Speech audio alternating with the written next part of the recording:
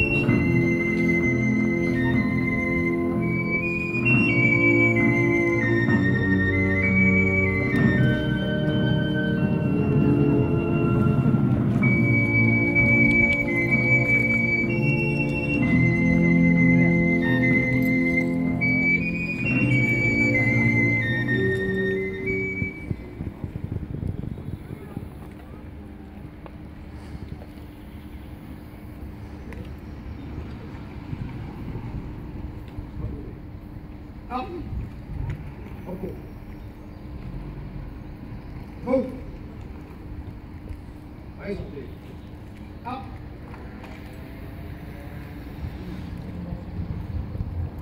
Ouvrez le banc.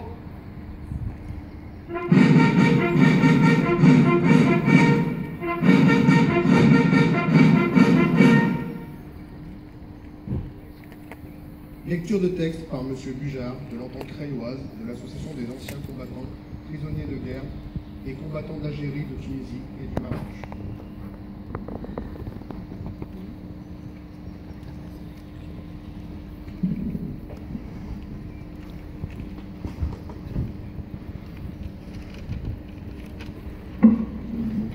Message fédéral du 8 mai 2016. 8 mai 1945. La victoire des armées alliées et françaises sur le Reich nazi par une capitulation sans condition mettait fin à 5 années de guerre totale en Europe. Moins d'un quart de siècle après la DDR, ainsi dénommée par les valeureux poilus rescapés de Verdun, de la Somme et d'ailleurs, la conflagration de la Seconde Guerre mondiale dépassa par son intensité autant dans l'horreur des faits innommables. Les génocides programmés, les déportations successives, les massacres d'otages et de populations innocentes en violation totale des droits de l'homme et des conventions de Genève. Ces crimes de guerre, qualifiés de crimes contre l'humanité, trouvaient en partie leur épilogue lors du procès de Nuremberg, jugeant les criminels nazis. La reconquête pour la liberté fut longue, laborieuse et coûteuse en vie humaine. L'union des pays libres contre le fascisme et le nazisme mit un terme, après des combats dantesques, à l'hégémonie de ces criminels qui voulaient dominer l'Europe. N'oublions jamais les valeureux soldats qui débarquèrent en Normandie, en Provence, en Italie, la résistance française, les forces françaises libres, intérieures et extérieures, tous les réseaux engagés dans cette lutte qui payèrent chèrement leur action de guérilla et de sabotage. Saluons tous les militaires alliés et français et leurs chefs qui les menèrent à la victoire finale. Rendons hommage aux combattants de la liberté, héros connus ou ignorés qui se sacrifièrent par milliers afin que les démocraties et leurs peuples retrouvent leur liberté. N'oublions jamais les pages de gloire dans une abnégation totale qui ou quelles ont ouvert dans une histoire contemporaine. Que les jeunes générations n'ayant pas vécu ces périodes horribles s'en inspirent pour construire un monde en paix, mais confrontés aux menaces d'extrémistes qui mettent en péril la sécurité dans différentes parties du monde, y compris dans notre pays. C'est en peuple uni et solidaire, dans un esprit patriotique, que nous devons faire face à ces menaces dans l'intérêt général et celui de la France.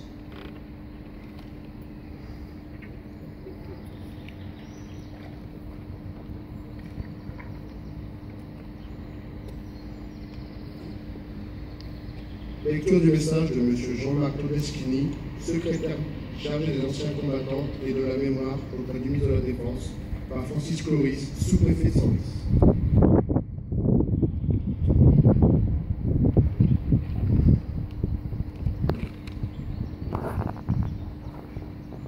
Il y a 71 ans, les hostilités de la Seconde Guerre mondiale prenaient fin en Europe.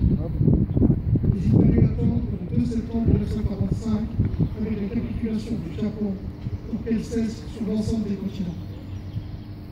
Le 8 mai 1945, la France et l'Europe, dont la reconquête de la liberté avait commencé plusieurs mois auparavant, s'apprêtait à retrouver la paix. Dans ce combat terrible qui a opposé le nazisme aux valeurs démocratiques, celle-ci venait de triompher. Tout au long du cycle commémoratif du 70e anniversaire de la Seconde Guerre mondiale qui a pris fin l'an dernier, la France, avec force, a rendu hommage aux femmes et aux hommes qui ont permis la libération et la victoire. Certains avaient fait le choix de la France libre sur tous les continents. Les forces françaises libres, ces soldats venus d'Afrique, ont cessé de combattre pour la liberté de la France. Leur souvenir fut particulièrement honoré lors de la commémoration de la libération de la Corse le 4 octobre 2013 et celle du débarquement en Provence le 15 août 2014. Leur combat avait été mené aux côtés des Alliés venus libérer la France par le débarquement en Normandie. La République française a exprimé le 6 juin 2014 sa reconnaissance éternelle à ces 19 pays grâce à qui nous vivons en paix et en sécurité aujourd'hui. La lutte fut ainsi menée de l'intérieur, dans l'ombre de la clandestinité et de la répression nazie. Ces femmes et ces hommes ordinaires ont choisi la République parce qu'ils étaient convaincus au fond d'eux-mêmes des valeurs qu'ils portaient, parce qu'ils cherchaient simplement à servir la France. Elle s'est souvenue d'eux le 27 mai 2015, lorsque Pierre Brossolette, Geneviève de Gaulle Antonius, Germaine Thion et Jean Zay, et avec eux l'esprit de la résistance entraient au Panthéon. La Seconde Guerre mondiale fut marquée par un déchaînement de violence jusqu'alors inconnu dans l'histoire. Durant ces années de guerre, la distinction entre le front et l'arrière a été abolie. Il faut se souvenir aujourd'hui de toutes ces femmes, de tous ces enfants, de tous ces hommes qui ont souffert et qui portèrent cette souffrance jusqu'à leur mort. Les réfugiés, les victimes des bombardements, les prisonniers de guerre, les internés, les déportés. Ces mémoires de courage et de souffrance doivent continuer à vivre au-delà des commémorations, à vivre dans les lieux qui les incarnent, tels que les plages du débarquement, le Mont Valérien, le camp de Lenzweiler-Struthof, la prison de Ronc, le mémorial de la déportation et celui de la Shoah, bientôt celui du Mont Faron, et aujourd'hui celui du mémorial des civils dans la guerre, Falaise en Normandie, inauguré ce 8 mai 2016. En ce 71e anniversaire de la fin des combats de la Seconde Guerre mondiale, il ne faut pas cesser de visiter et d'arpenter ces lieux de mémoire qui nous rappellent aussi que de toutes ces souffrances et de tous ces courages est née l'Europe libre, en paix, un héritage dont nous devons nous rester les gardiens vigilants. Fermez le banc.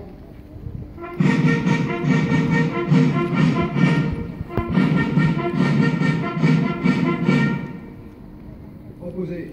À. Repos. Garde à vous. Présentez. À.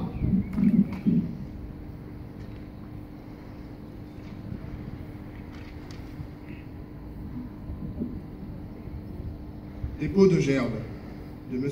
Francis Cloris, sous-préfet de Senlis, de M. Jean-Claude Cabaret, maire adjoint représentant M. Jean-Claude Villemain, maire de Creil, conseiller départemental de l'Oise, de Mme Dominique Lavalette, conseillère départementale de l'Oise, de Mme Nathalie Lebas, conseillère régionale, représentant M. Xavier Bertrand, président du conseil régional Hauts-de-France-Picardie, du commandant Guibert, représentant le colonel Carcy, commandant la base de défense de Creil, du commissaire Beauchamp, commissaire de police, du commandant Chili, chef du centre de secours principal de Creil.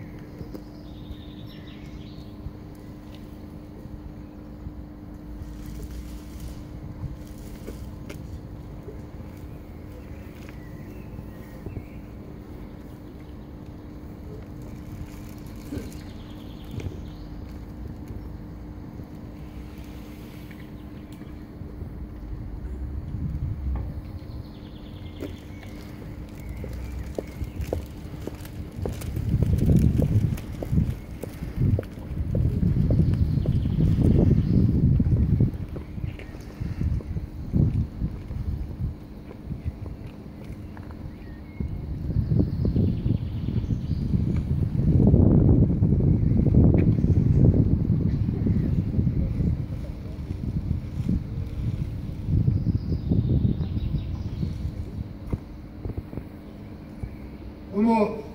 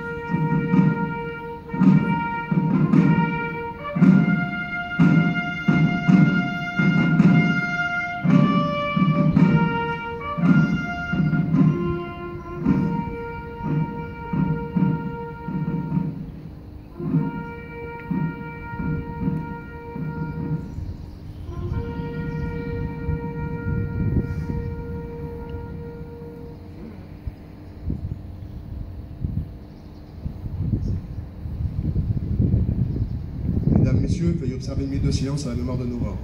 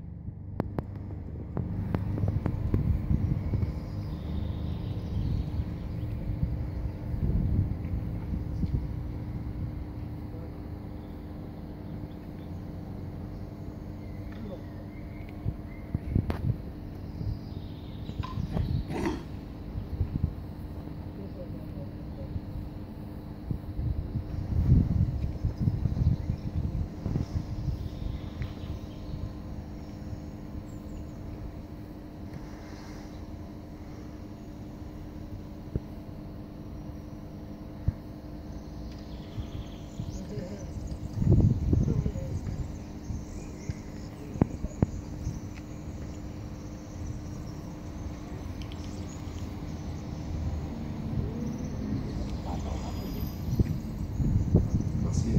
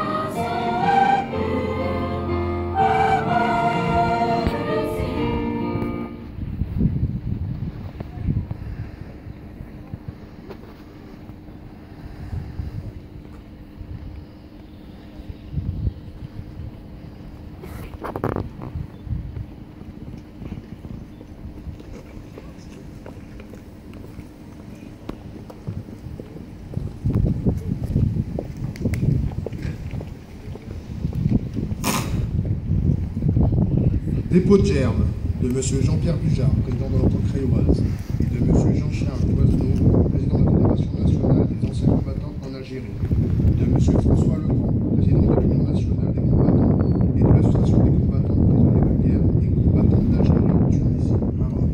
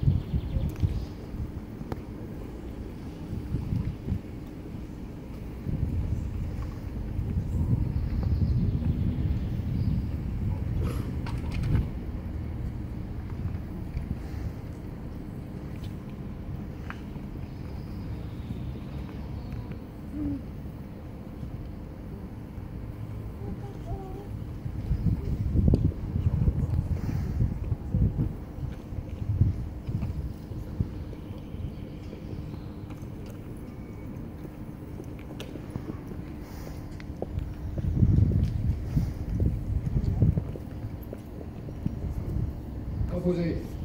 Arme. Repos. Repos.